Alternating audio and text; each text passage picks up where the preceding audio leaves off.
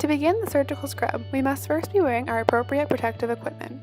Start with placing shoe covers over top of the shoes. With your hand inside the shoe cover, place it on the sole of the shoe and turn inside out. Shoe covers are worn to protect from contamination from blood or bodily fluids, should splashes or spills occur.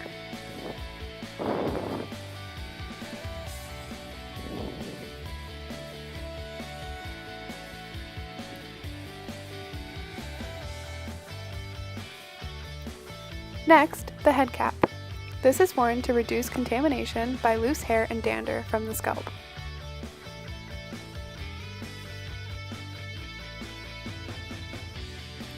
Ensure that the hair is secured tightly and that all loose hairs are tucked into the cap.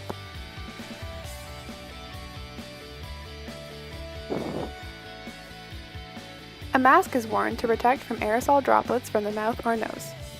Fit the metal piece snugly to the bridge of the nose and pull to cover the chin. The straps are then tucked behind the ears. Do not cross the straps.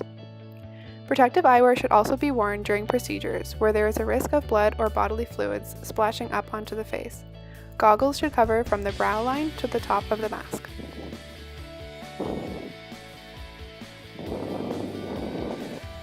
You are now ready to begin scrubbing in. Ensure all jewelry is removed, including bracelets, rings, and watches. Ensure the brush is prepared and open before starting your scrub. Start by turning on the water and wetting hands and forearms from the fingertips to elbows.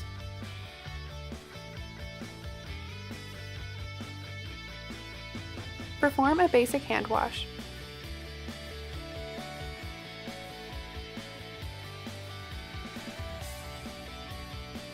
You will wash your hands up to the elbows for 30 seconds.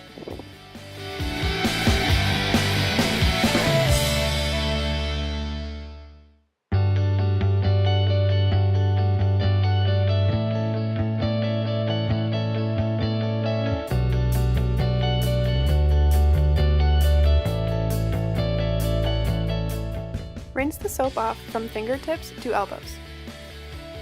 Do not touch the inside of the sink at any point, and always keep the hands above the elbows and away from the body.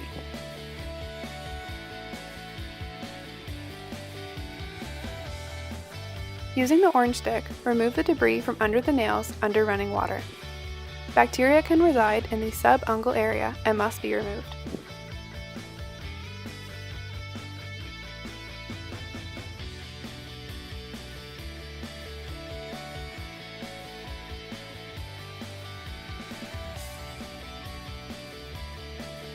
Repeat this process on the second hand.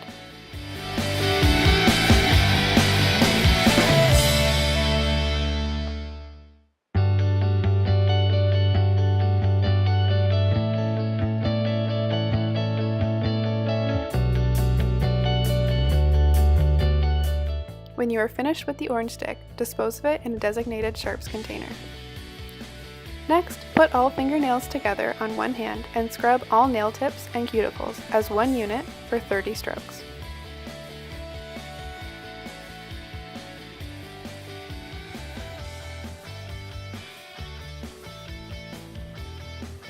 Next, begin scrubbing the fingers.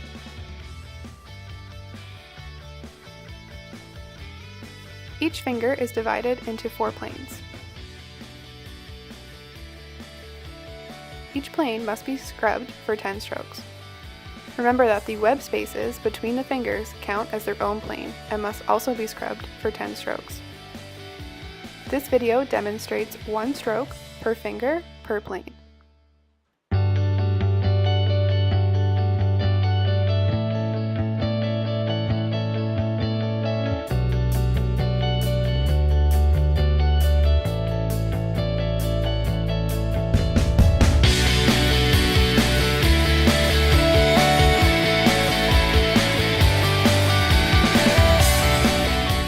Next, scrub the hand.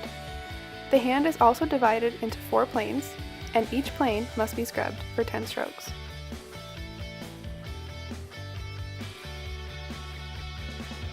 The arm is divided into 2 sections, each with 4 planes. Each plane must be scrubbed for 10 strokes.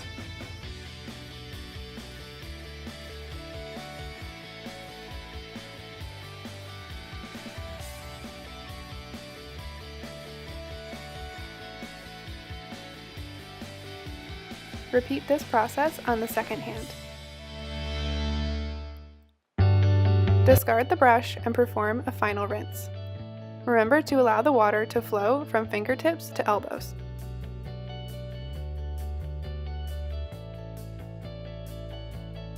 Now you're ready to dry. Keeping your hands up and away from the body, grasp the Huck towel edge, lifting up and away from the body. Allow the towel to unfold. Using one end of the towel, blot the skin, working from hand to wrist to arm. Do not go backwards.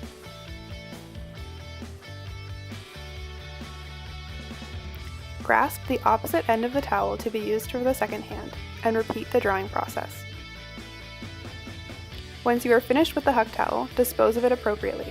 Remember that scrubbing in does not sterilize the hands, it renders them surgically clean. Greens that become soiled will need to be changed, as they can cause strike-through contamination, and the entire scrub up to this point will need to be repeated. You are now ready to don the sterile gown. Pick up the gown and allow it to unfold and fall in front of the body. Place both arms inside the sleeves, being careful to not raise the arms above the level of the axilla.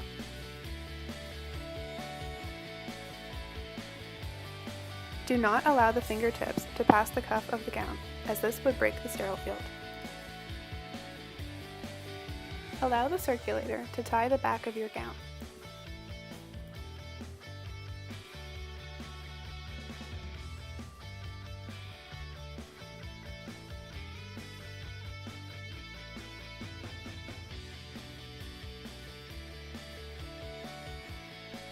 The circulator will open a pair of sterile gloves.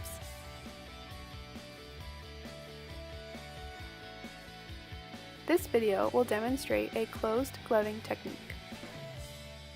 You will need to unfold the package and manipulate the gloves with your hands tucked inside the sterile gown cuffs.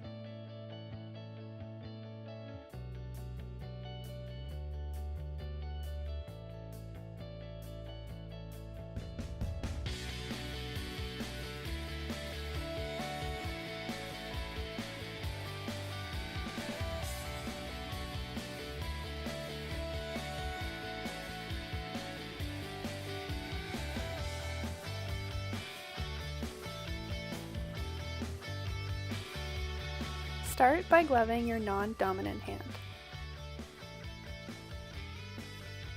Working inside the gown cuff, grasp the cuff of the glove and bring it over the open cuff of the sleeve.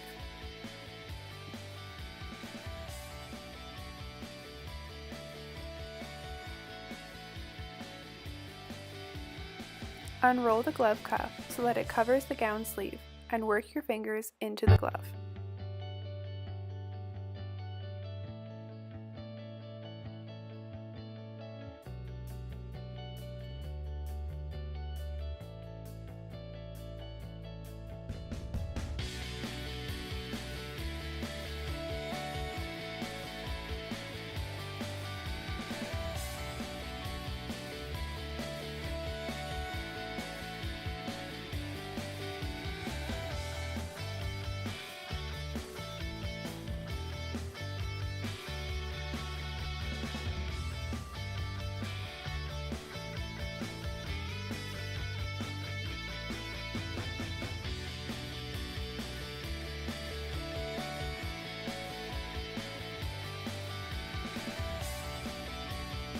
Repeat this process on your dominant hand.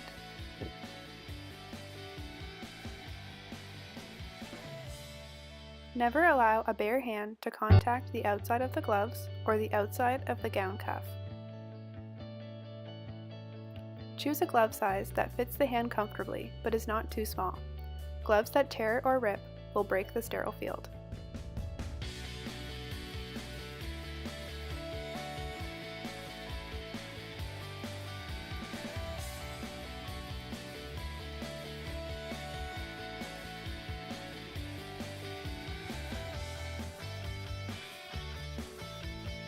If at any point your skin is exposed during the gloving process, you will need to start the scrubbing technique again from the beginning.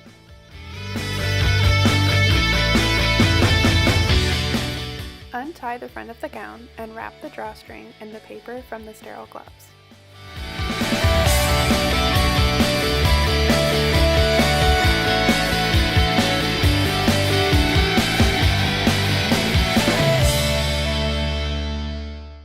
This is then handed to the circulator for them to tie the back of the gown. This way, we don't risk contaminating either the gloves or the front of the gown by non-scrubbed personnel.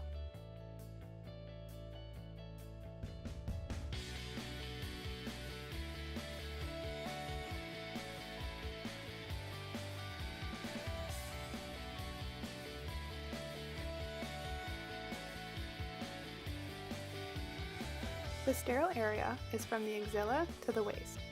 Above and below these levels, and the back of the scrubbed personnel is not sterile. At this point, you are all scrubbed in and ready to go. It's a beautiful day to save lives.